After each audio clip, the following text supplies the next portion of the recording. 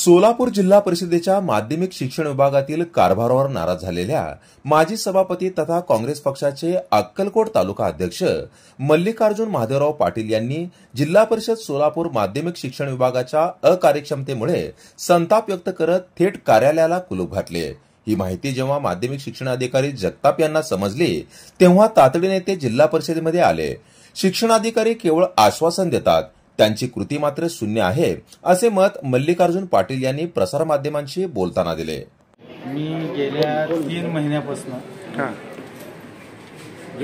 महिन्यापासून मी शिक्षणाधिकारी साहेबांचा फॉलोअप घेतोय।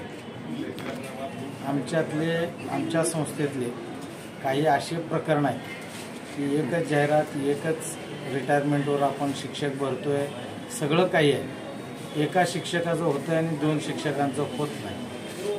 आणि त्या 2 शिक्षकांनी कशामुळे अडवलं, का अडवलं, एक। दुसरं, मी गेल्या 3-4 महिन्यांपासून हे सगळं पाठपुरावा करतो। इथं असं एकही शिक्षक, सेवक असेल, शिक्षक असेल, संस्थेचे पदाधिकारी असतील, असं एकही माणूस नाही जो गेल्या 4 महिन्यापासून इथं हेलपाटा मारतो।